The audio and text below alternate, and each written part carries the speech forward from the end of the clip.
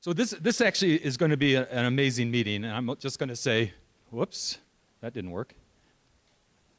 There we go.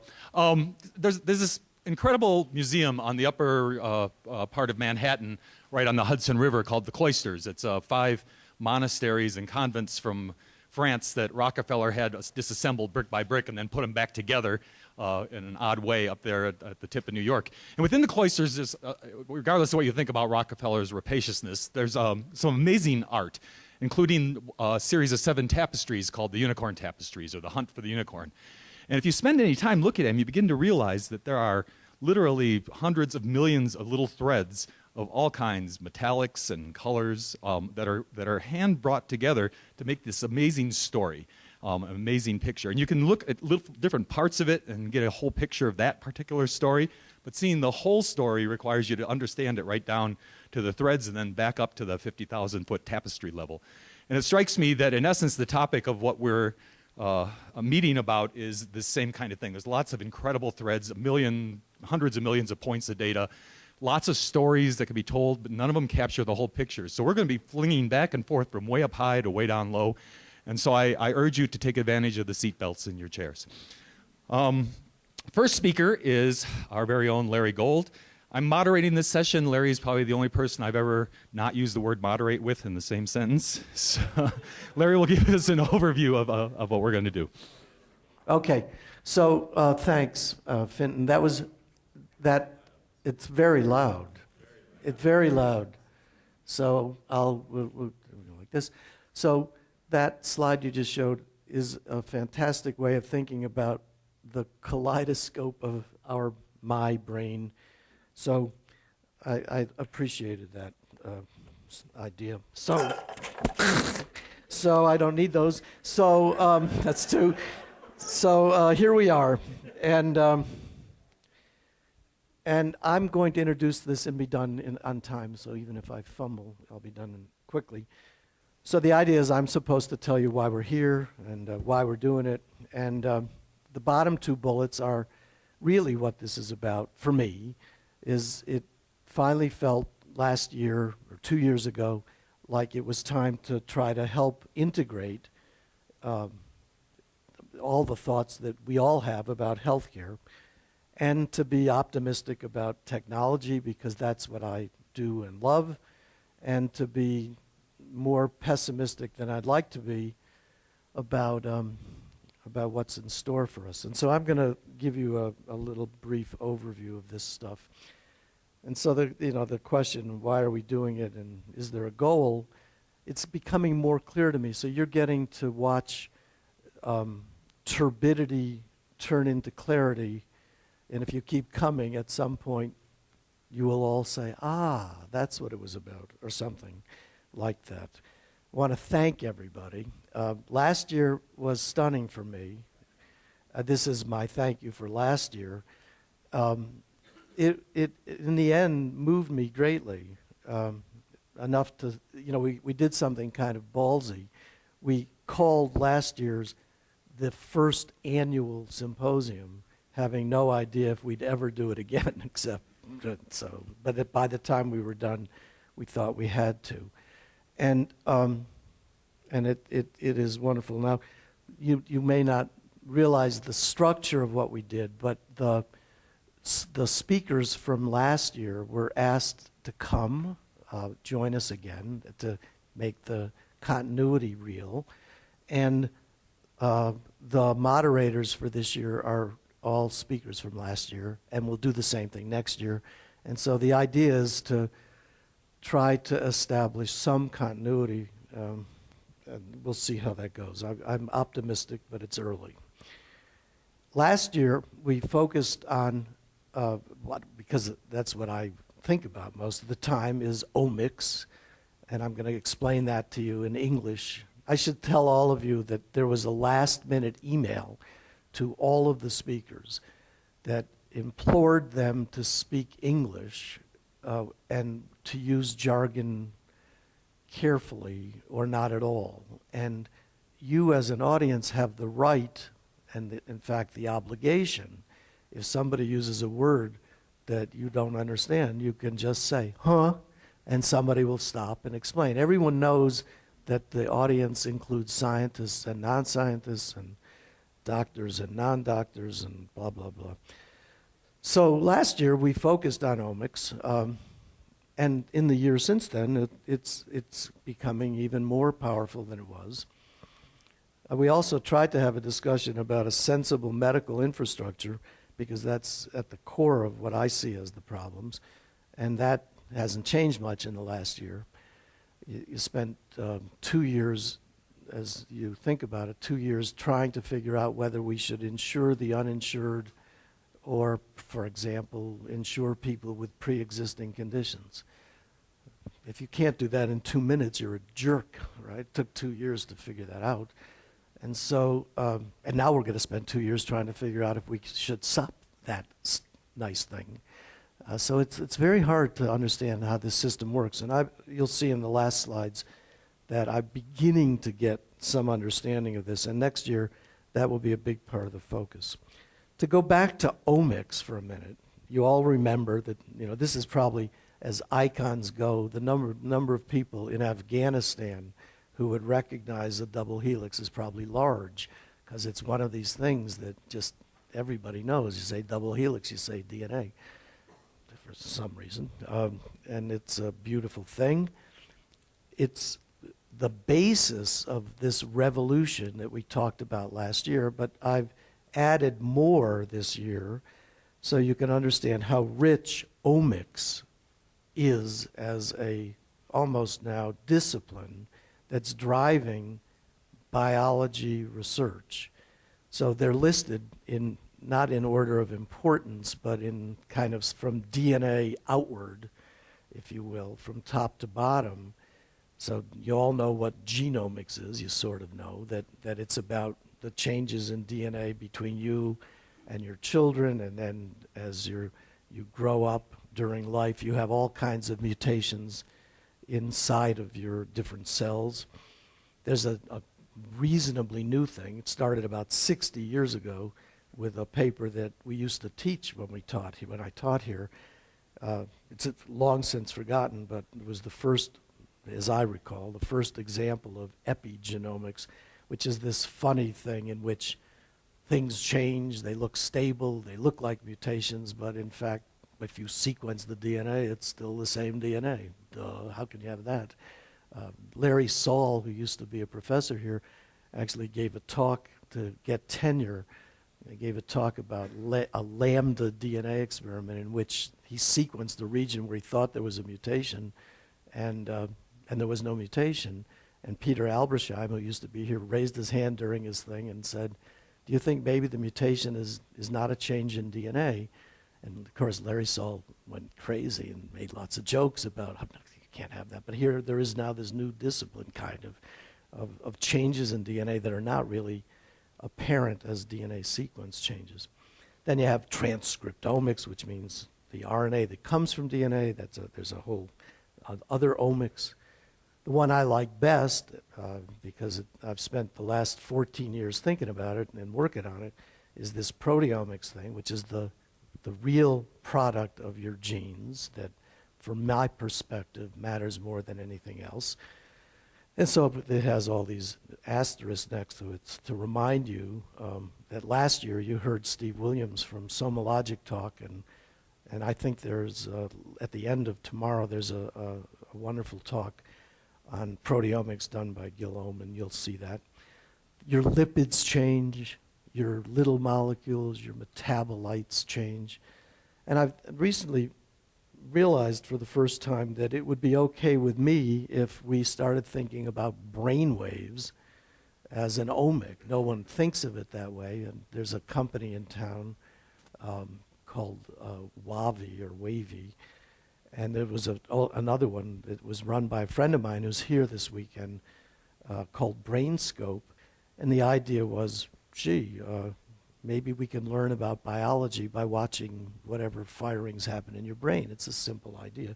So there's a lot of omics going on, lots and lots. It's getting great. I have a strong perspective that genomics is not the game. Genomics is not the game. And What I mean by that is, while it has been unbelievably important in figuring out how biology works in the last years, it doesn't help all that much with healthcare, and I think probably never will.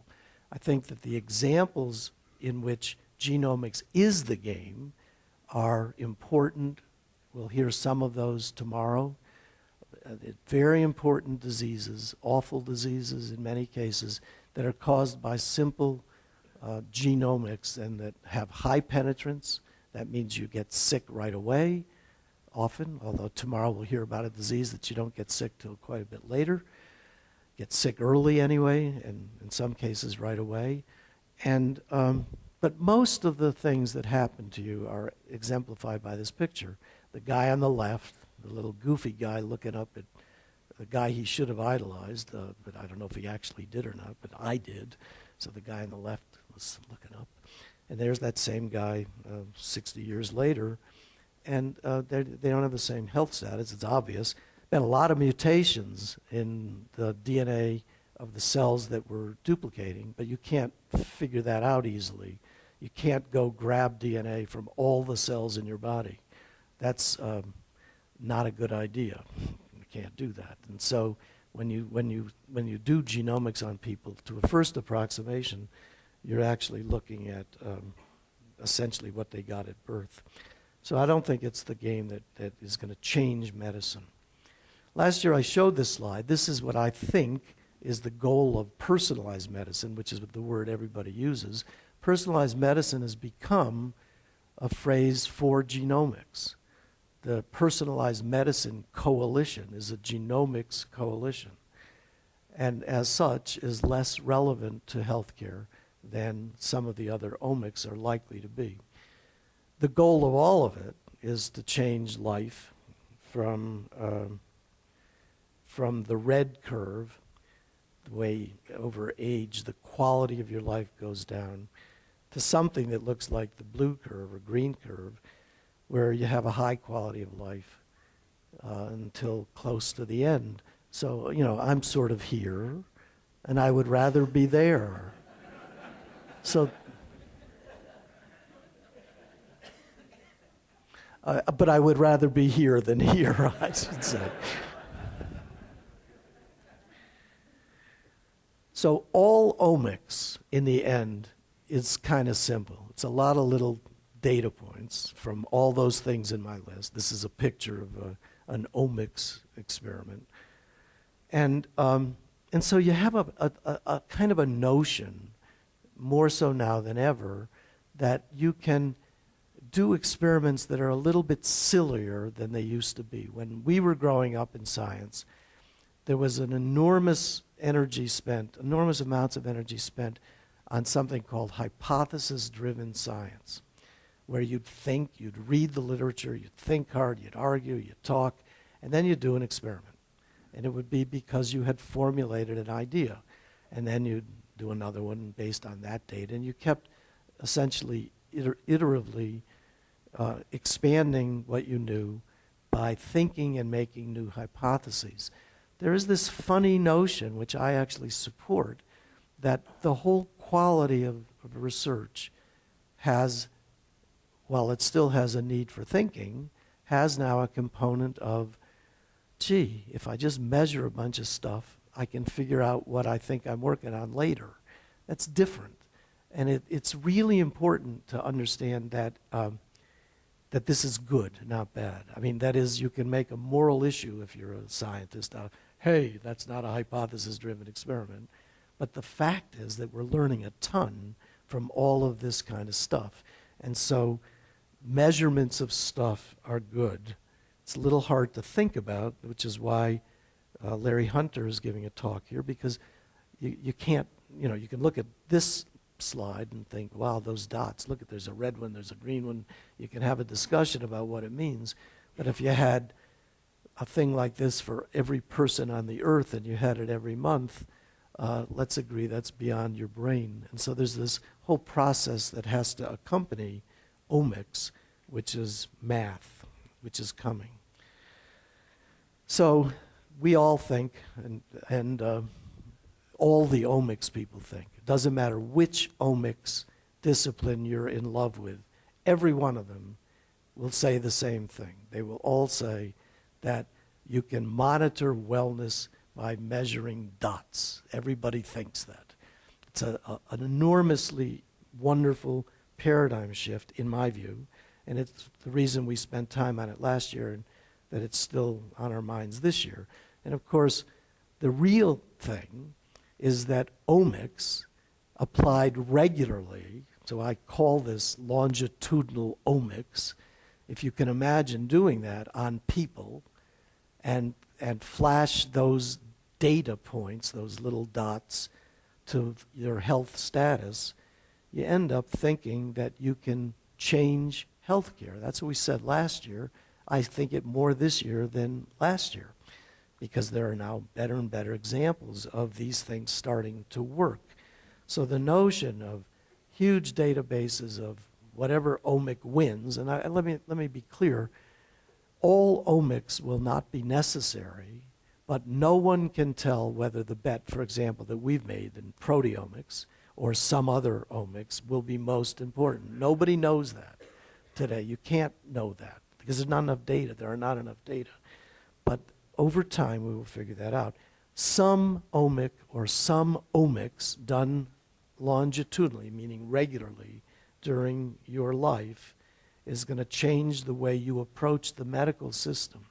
It's sort of like David Lawrence's talk last year about starting not with the sick system, but the well system.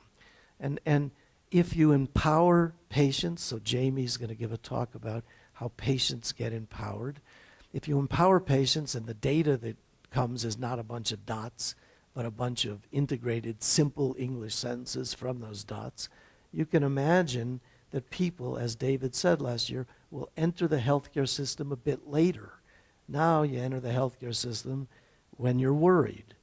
You'd like to enter the healthcare system with a little bit more knowledge, because the person who has more time than anyone to think about your health is you. And I'm a big supporter. So I think this is inevitable, that all discussions about healthcare ought to have as a component that it's coming. So the question is, how's it going to help, and how are you going to use it to make a blue curve instead of a red curve? It's that kind of question. So to frame the symposium a little bit for this year, we thought about this a little bit. I'm framing it for you now. I've made a little joke. There's a lot of people like alliteration in the bottom. The number of people who have found, some people in this audience know where this all started. It's not worth talking about, but let's agree that patients, people, payers, and pundits is another P4. Why am I doing this? Never mind. So peeking into my mind, which is not your goal at this thing, this is what we're going to do. We're going to talk about things that have happened that are good. We'll discuss tomorrow in detail the nauseating lack of work on what are called neglected diseases. That reason we did that is last year you heard a debate, a very short debate between two wonderful human beings with a winner. The two wonderful human beings were Pat Furlong, who's here again, and Dick Lamb, who lost that debate in a way that was dramatic. I've never seen him lose a debate, and he did so gracefully, I thought. Tough debate. How do you put money into the question, the problems of what we're calling neglected diseases? And you'll see tomorrow that if you add up all the neglected diseases, they become a major disease. I mean, the problem is it's not like a rare disease. There's so many of them, and you have to figure that out. We're going to talk about infectious diseases. I got driven to this by a New Yorker article of Nathan Wolfe, and I thought, holy moly, that's something we better worry about. Nobody works on infectious diseases anymore. You all know why. I mean, it's not fair to say that, but it's almost true. The pharmaceutical companies today, if you asked them to be honest about it, would tell you that they would rather work on chronic diseases than on anything that can be treated in 2 months, because you'd rather have an annuity than a check for the first 2 months. It's a kind of a simple idea. And the answer to that problem is not going to be to charge people $100,000 for a short treatment. That ain't going to work.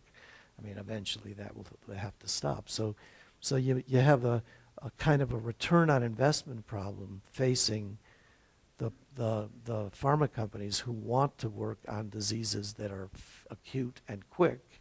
It's a problem that we have to think about.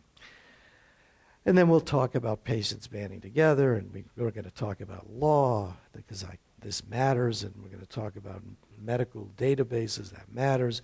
And then as a kind of a last thing, number 6, we're going to talk about, in more than one way, 3, I think, of the talks, in very different ways, are about brains and behavior. Because in the end, you're not going to change the healthcare system if you're still stuck being the same silly person that we mostly are. You're going to have to think about how you get effective political action, which is about your brain. And some of us, of course, me maybe, are sicker than others and need direct psychiatric help. So here's the proof of that. This is a gift to me from my son. It's my favorite Venn diagram of all time. And I actually have nothing to say about this, except here it is. If you send me an email, I'll send you a copy. Or when my son comes back in a month or 2, I'll send him to your house and you can feed him. And it's just my favorite. And I don't have anything else to say about it.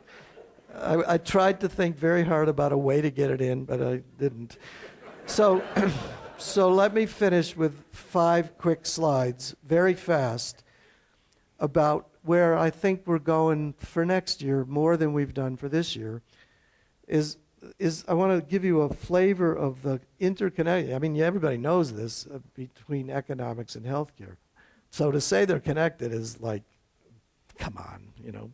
So here's 2 facts that most of you in the room won't know, the first 2 bullets. There is a notion in, let's call it the Western world or the developed world or whatever, some word, okay? Doesn't matter, okay? Lots of countries that have about our economic level, we in the United States, there are many, there are 20 or 30. And the per capita GDP for all of those countries is about $40,000. That's a number. It turns out that the countries that have actually figured out how to ration healthcare, which is not us, have kind of decided that $40,000 is what you would pay for medical treatment that gives a person a quality life year.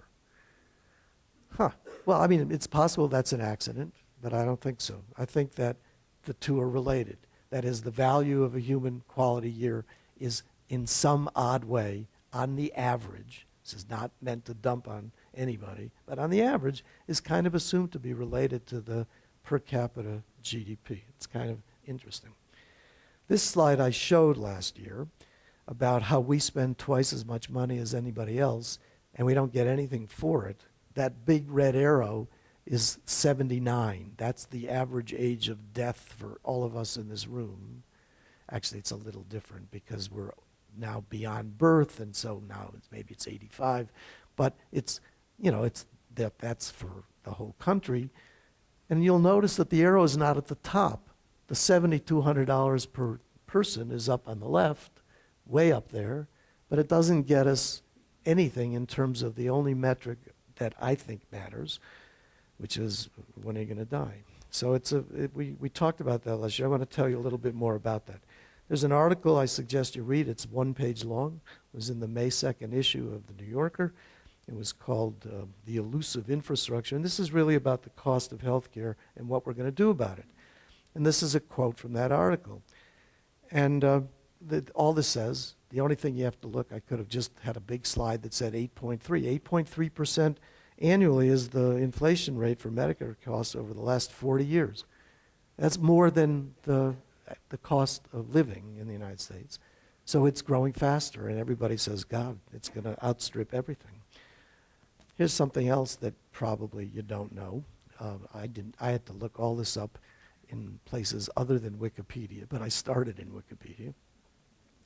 About half of the GDP in the United States, which is $14 trillion or $15 trillion, is wages and benefits. So that's kind of interesting. We spend about half of our GDP on paying people. So that's an important thing. The average wage is about $50,000. There are about 154 million people in the United States that work. Half the country is considered to be working. And then you have the number that you always knew, which is that the annual healthcare costs are huge. And then you end up with this strange thing. Of that $2.4 trillion, more than $1 trillion of it is spending money on us as salaries. So when people like me go back here and say, wouldn't it be nice, Ed Brody and I have this conversation all the time, wouldn't it be nice if we could just reduce the $7,200 to $3,600? It would be great. And what would happen is that immediately a large number of people, about half of the people that work in healthcare, would be out of work.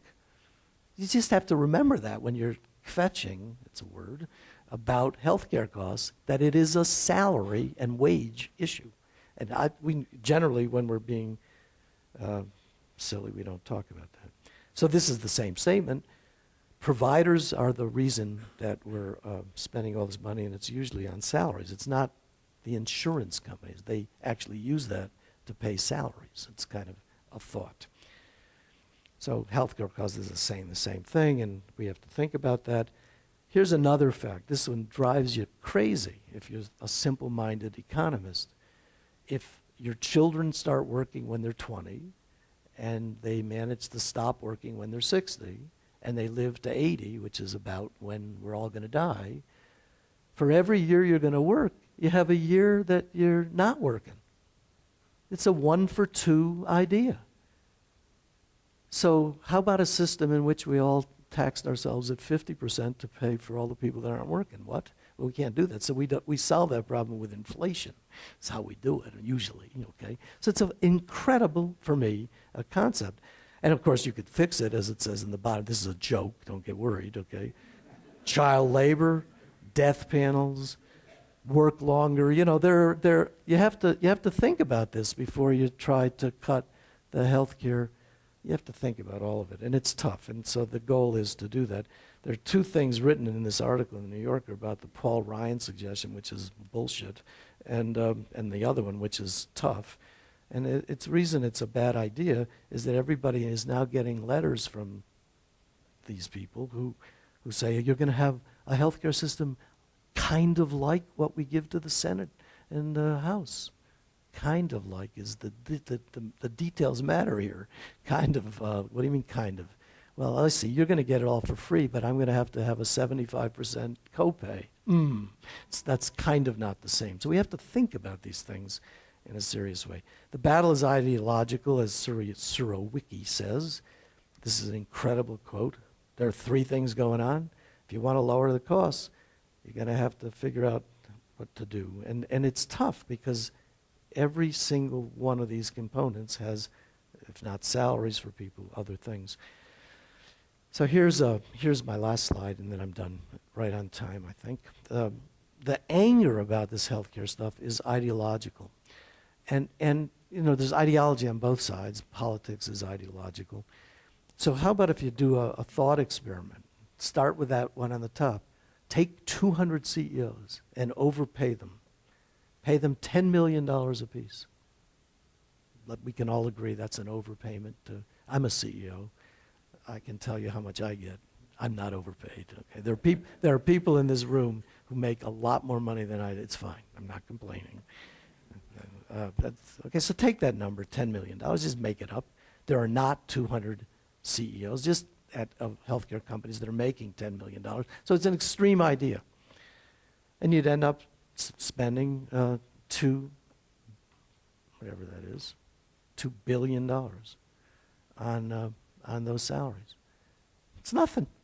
It's 0.1% of the healthcare budget. Who cares? I mean, it's not even. It's noise. Don't think about it. But everybody's focused on it. I think we ought to think of those guys as rock stars, professional. There's not a single NBA player, not one, except the freshmen that come from Italy or somewhere and have to spend 2 years making only $1 million before they make their $10 million. All of them make, we don't complain about that. Come on, I'm not complaining about it now. I'm just telling you, it's silly.